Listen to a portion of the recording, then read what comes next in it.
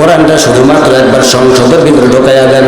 আমি তো মনে করি ইনশাআল্লাহ আল্লাহর জন্য আল্লাহর দিন বাস্তবায়ন হয়ে যাবে।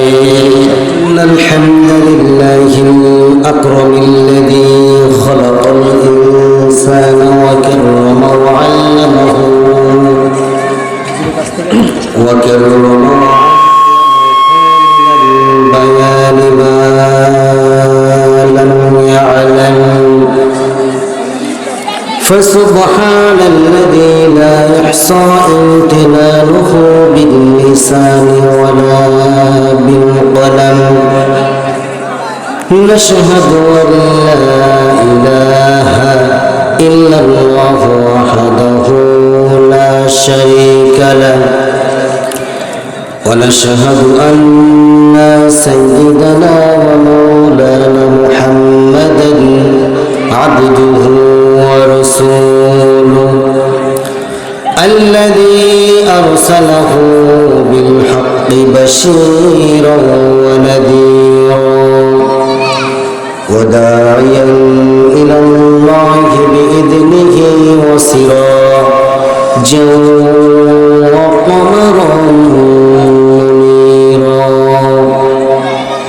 فقد قال الله تعالى في كلامه المجيد وفرقانه الحميد আমার ভাইরা,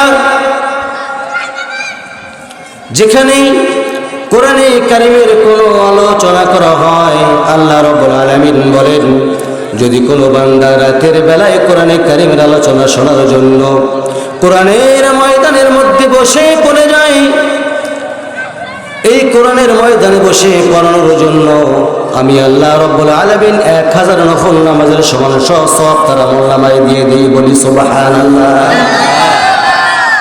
আমার ভাইরা, আমার বন্ধুগণ, আল্লাহ রাব্বুল আলামিন বলেন, ইদা কুরিয়াল কুরআনু ফাসতামিউ লাহু ওয়া আনসিতু লাআল্লাকুম তুরহামুন। জোরে বলুন আল্লাহু আকবার। যখন তোমাদের সামনে কোরআনে কারীমের কোনো আলোচনা করা হয় সেই সময় তোমরা কি করবে? চুপ মেরে বসে থাকবে। ফাসতামিউ লাহু, এবং মনোযোগ সহকারে কোরআন শ্রবণ করবে। আশা করা যায় তোমার উপরে সমস্ত রহমতগুলো নাজিল হয়ে যাবে। বলি সুবহানাল্লাহ। একটু আস্তে কোন সুবহানাল্লাহ। এতগুলো মানুষ ভাই, সুবহানাল্লাহ এত আস্তে কেন? আপনারা পুরুষ মানুষ না? পুরুষ মানুষ তো, ঠিক কিনা বলে? সুবহানাল্লাহ আলহামদুলিল্লাহ একটু জোরে জোরে বলবেন, তার ভালো লাগবে। আল্লাহ রাব্বুল আলামিন বলেন, ইন্নামা ওয়ালিয়ুকুমুল্লাহু ওয়া রাসূলুহু ওয়াল্লাযীনা আমানুল্লাযীনা ইউকিমুনাস সালাতা ওয়া ইউতুনাজ যাকাতা ওয়া হুম রাকিউন। জোরে বলুন আল্লাহু আকবার। আমার ভাইয়েরা, সূরা মাইদা আয়াত নাম্বার 55 আল্লাহ রাব্বুল আলামিন ঘোষণা দিয়েছেন, তোমরা বন্ধু বানাবে 6 জনকে। বলেন তো কয়জন? জোরে কর। 6 জনকে বন্ধু বানাবে। 1 নাম্বার বন্ধু হলো, আমি শর্ট আকারে বলবো কথাগুলো। আল্লাহ রাব্বুল আলামিন যেখানে 6 জন বন্ধু বানাইতে বললেন, তার 1 নাম্বার বন্ধু হলো ইন্নামা ওয়ালিয়ুকুমুল্লাহ। ইন্নামা ওয়ালিয়ুকুমুল্লাহ, তোমরা একমাত্র বন্ধু বানাও আমি আল্লাহ রাব্বুল আলামিন আমাকে। তার কারণ আমি আল্লাহ রাব্বুল আলামিন আমাকে যদি বন্ধু বানায় ফেলাও, তাহলে তোমার দুনিয়ার জিন্দেগিতে কোনো সমস্যা হবে না। বলি সুবহানাল্লাহ। ইন্নামা ওয়ালিয়ুকুমুল্লাহ বলছি, কিন্তু আমি ও রাসূলুহু, তারপরে চলে আসতেছে রাসূলুহু, বিশ্বনবী মুহাম্মদ সাল্লাল্লাহু আলাইহি ওয়াসাল্লামকে অনুসরণ করা লাগবে কি লাগবে না? জোরে কোন লাগবে কি লাগবে না? লাগবে। লাকাদ কানা লাকুম ফি রাসূলিল্লাহি উসওয়াতুন হাসানা। জোরে বলুন আল্লাহু আকবার। আল্লাহ রাব্বুল আলামিন রাসূল আকরাম নবী মুকাররম জনাবি মুহাম্মদুর রাসূলুল্লাহ সাল্লাল্লাহু আলাইহি ওয়াসাল্লামকে আমাদের একমাত্র কেবলমাত্র আদর্শ নেতা হিসেবে দুনিয়াতে প্রেরণ করেছেন। বলি আলহামদুলিল্লাহ। আমার ভাইয়েরা, আমার বন্ধুগণ, আমার কবরে প্রশ্ন হবে তিনটা।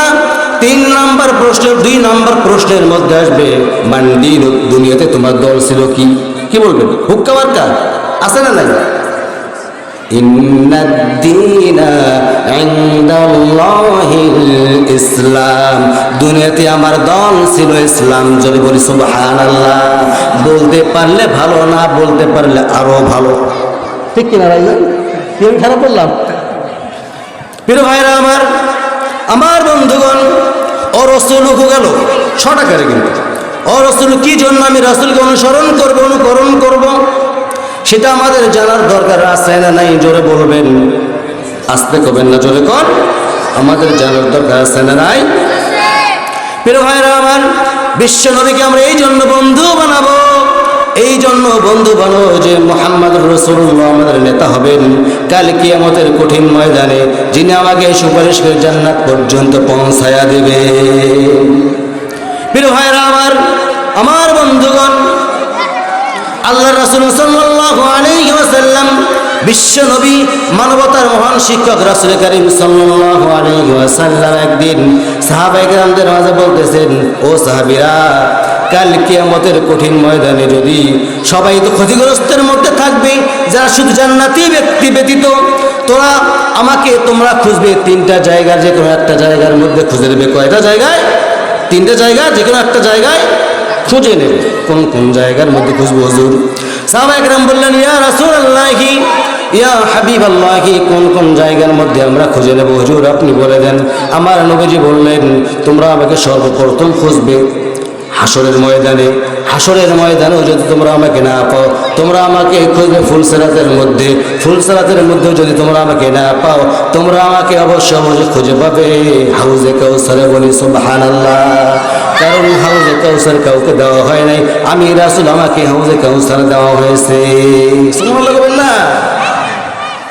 প্রিয় ভাইরা আমার নবীজি বললেন, সেই হাউজে কাউসারের মধ্যে যদি তোমার আমার সাক্ষাতে মিলন হয়ে যায়, হাউজে কাউসার থেকে 1 পেয়ালা পানি পান করে তুমি আমি একসঙ্গে 2 জন মিলে জান্নাতের মধ্যে প্রবেশ করবে, কেউ বাধা দিতে পারবে না। সুবহানাল্লাহ। জান্নাতে যেতে চান সবাই? নামাজ না পড়া, নামাজ পড়ি তো 5 ওয়াক্ত ভাই, নামাজ পড়ি তো। তারপরে বলবে কি, মান হাদার রাজুল, বিশ্ব নবী, মানবতার মহান শিক্ষক রাসূল করিম সাল্লাল্লাহু আলাইহি ওয়াসাল্লামের ছবিটা আপনার আমার সামনে ডিসপ্লে করা হবে।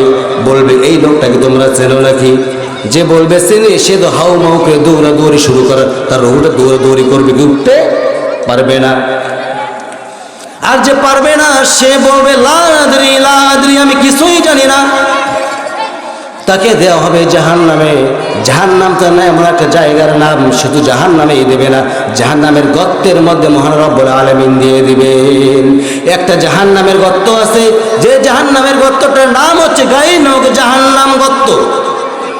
বিশ্বনবী মুহাম্মদ সাল্লাল্লাহু আলাইহি ওয়াসাল্লাম নিজে বলেছেন, যে গর্তটাকে পর্যন্ত জাহান্নাম পর্যন্ত ভয় করে, সেই গর্তের মধ্যে রেখে দিবেন। বলি আউযুবিল্লাহ। আল্লাহ রাব্বুল আলামিন আমাদেরকে হেফাজত করে আমরা এই গর্তের মধ্যে না যাই। আমার বন্ধুগণ, আমার ভাইরা আমার, অনেক কিছু দেখলাম। প্রিয় ভাইরা আমার, ইসলাম মানতে গেলে আংশিক মানা যাবে না। আংশিক মানবেন, আংশিক মানবেন না, তা হবে না। আল্লাহ রাব্বুল আলামিন বলেন, আফাতুমিনুনা বিবাদিল কিতাব ওয়া তাকফুরুনা বিবাদ। জোরে বলুন আল্লাহু আকবার। সুবহানাল্লাহ। আল্লাহ রাব্বুল আলামিন বলেন, তোমরা কিতাবের কিছু অংশ মানবে, কিছু অংশ মানবে না, তা হবে না। কিতাবের যদি কিছু অংশ মানতে চাও, পুরোপুরি মেনে নিতে হবে। প্রিয় ভাইয়েরা আমার, এই শীতকাল আমাদের বর্তমান সময়ে চলতেছে। এই শীতের মধ্যে যদি আপনি ল্যাপ গায়ের মধ্যে নিয়েছেন, অথবা একটা কম্বল গায়ের মধ্যে আপনি দিয়েছেন, যদি আপনি অর্ধেকটা আপনি গায়ের মধ্যে দেন আর অর্ধেকটা সরায় দেন, চলবে? বলেন, ঠিক যেমন একটা কম্বল সমস্ত শরীরের মধ্যে দেওয়া লাগে, ঠিক তদ্রূপ ইসলাম মানতে গেলে পরিপূর্ণভাবে ইসলামটাকে মেনে নিতে হবে।